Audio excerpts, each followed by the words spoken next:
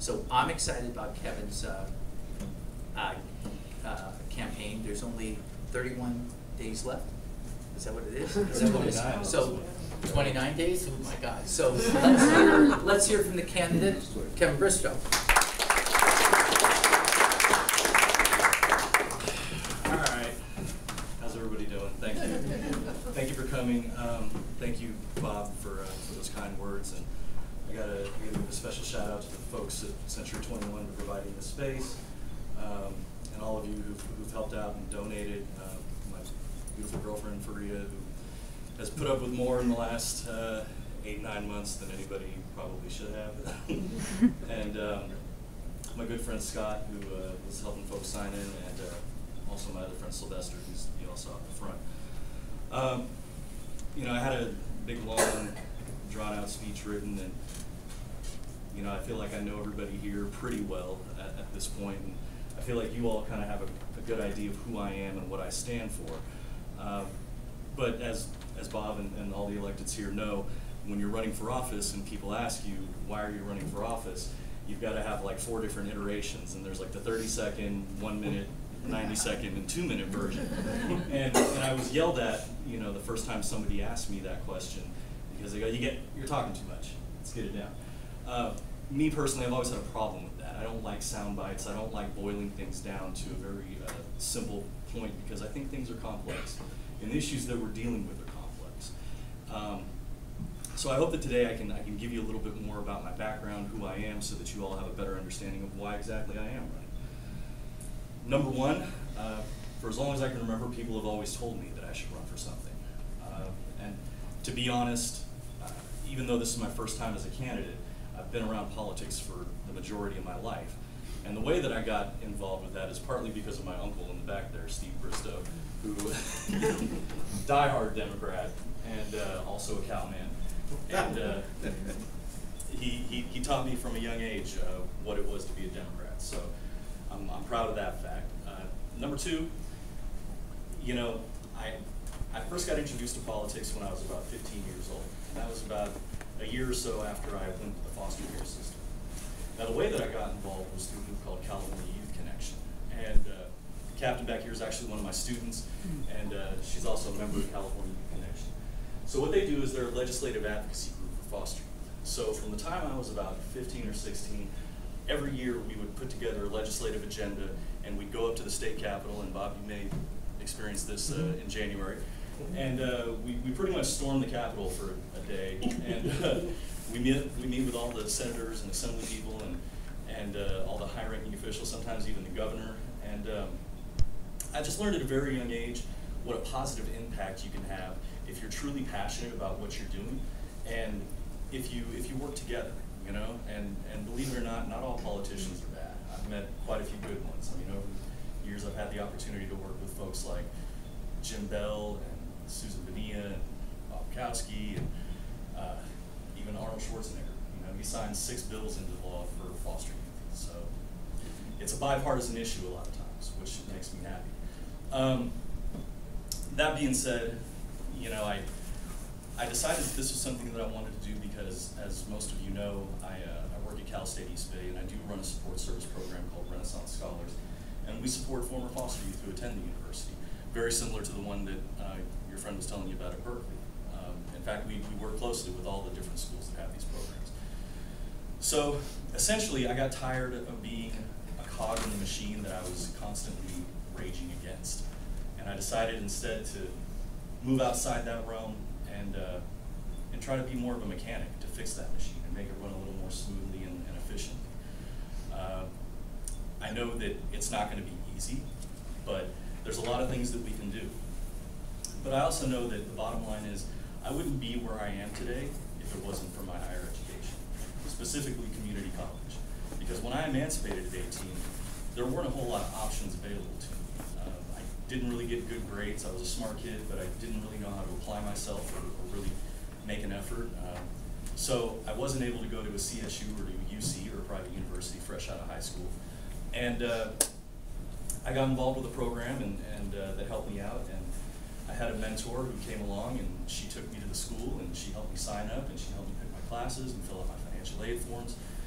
join EOPS, and had it not been for that, I don't know where I'd be, because statistically speaking, as a former foster youth, you're much more likely to be dead, in jail, or homeless. So, you know, and the numbers bear this out. I mean, you got less than 10% of foster youth nationwide who even attempt a college degree, and beyond that, of that 10%, there's usually only 1 to 2% who actually achieve it. And we talk about getting a master's degree or a doctorate, it's almost non-existent. So the fact that I can stand here with a master's degree is a testament to what higher education can do for you. And that's the opportunity that I want all of our students to have. Now, as I said, I work at Cal State East Bay.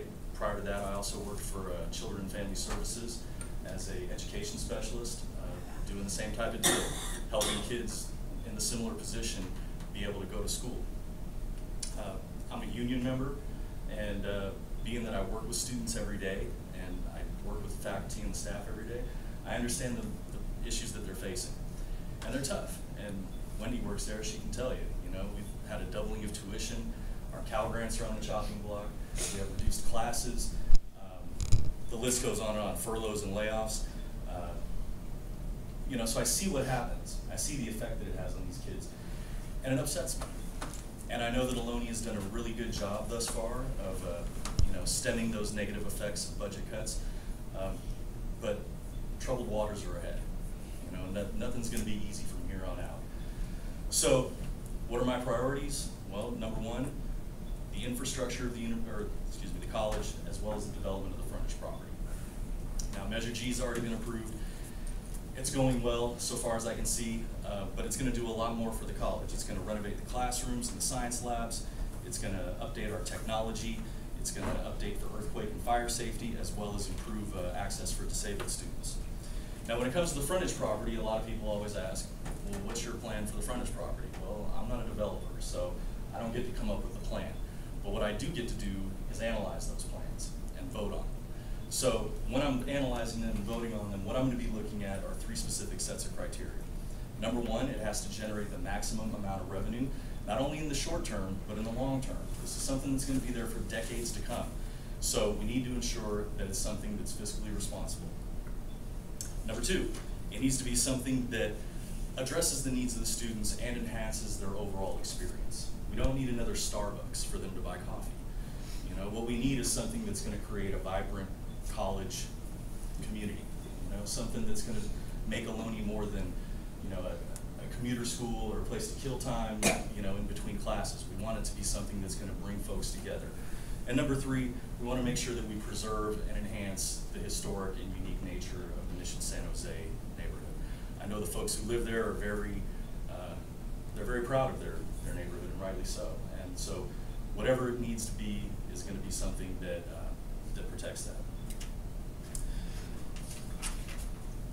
Now, the second area of focus needs to be our accreditation, and Ann can speak to that. We had some issues a couple years back with our accreditation, and if you don't know already, I'm in a hotly contested race with a former incumbent who nearly cost the college their accreditation. He's decided to try and make another run at it. It's my goal to try and stop him. Now, I know that over the last couple of years, Ohlone Board and the college in general has made great strides towards meeting the recommendations of the governing body, but there's still work to be done. So that's going to be a focus of mine. And number three, I really want to focus on innovation and community connection. You know, we live on the cusp of Silicon Valley. We know that for the last 30 years, we've been the leaders of technological innovation in a variety of ways. I want to continue that. I want to make sure that Ohlone is a destination of choice for folks who want to learn high-tech fields, who want to go into those businesses of the 21st century that are really going to get our economy jump-started. In addition to that, I want to do a lot of community outreach. I want to be an ambassador to everybody that I can be. I want to take into account the students, the faculty, the staff, the community members, and especially do some outreach to the city of Newark and the southern end of Union City, where our district spreads to. So my goal is to be very open, to be, you know, available with an open heart and an open mind to hear anybody who might want to be heard. So that being said, in closing, I'll just say that we all know higher education is the backbone of the American economy, and we know that the students of today will make up the workforce of tomorrow. But it's going to take an investment in their future on our part. I know that it took a village investing in my future to get me where I am today, and all I'm asking is that you join me in trying to create another village here and now so that we can give all those other students that same opportunity. So we've got 29 days to go. I'm asking humbly for your support, your donations, your calls, your precinct walks. John can let you know where to sign up. And I just want to thank you all for coming here today. It means a lot.